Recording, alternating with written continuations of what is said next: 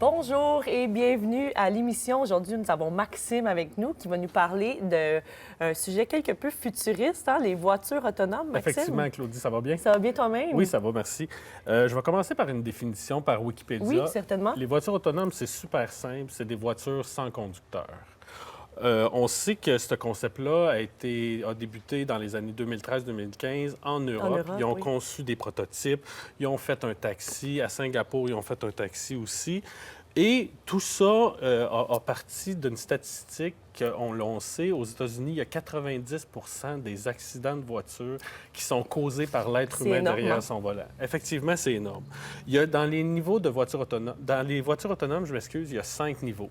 Le premier, c'est sans pédale d'accélération avec un conducteur en arrière du volant. OK.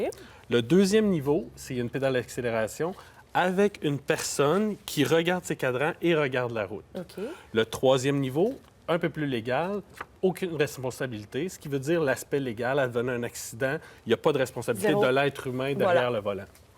Ensuite, la quatrième et la cinquième, on parle d'une mise en place d'ici 20 à 30 ans. Le quatrième mode, c'est le mode autonome, ce qui veut dire qu'on programme notre voiture d'un point A à un point B.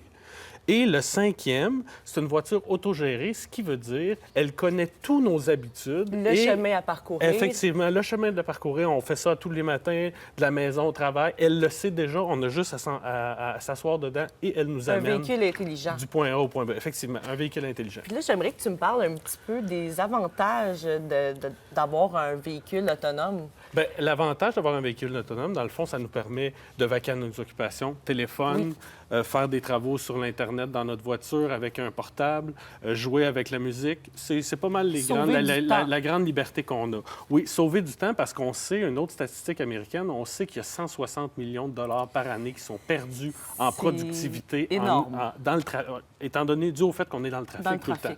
La perte de temps continuelle, en fin de compte. Effectivement.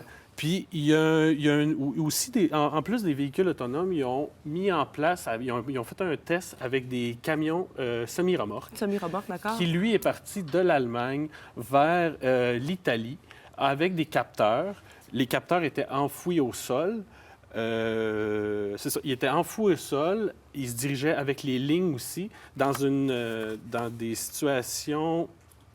Ils ont été mis dans des situations, en fait, qu'il a fallu qu'ils se rendent du point A au point B. Puis je pense que ça a été un succès, hein? Effectivement, ça a été un succès. Comme on peut voir à l'écran, là, il y a un modèle qu'on voit ici. Là. Tout à fait. On voit le moteur, la conception du moteur. Mais moi, je me pose une question, Maxime. Combien ça peut coûter, ça, rapidement? On parle que Google Car veut mettre en place, en 2019-2020, un prototype qui va valoir environ 75 000 à monsieur, madame, tout le monde.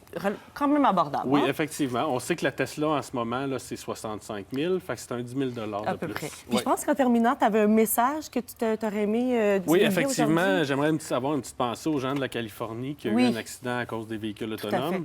Nos pensées sont avec eux. Oui, c'est ça. Puis, sur ça, j'ai un dernier petit vidéo encore plus futuriste. Ah, bien ça me tente, par exemple. Encore plus futuriste. On peut regarder à l'écran. Oui. C'est une voiture qui est propulsée à air, qui se promène. C'est des formes de... La vidéo qu'on nous montre, c'est une forme de cellule.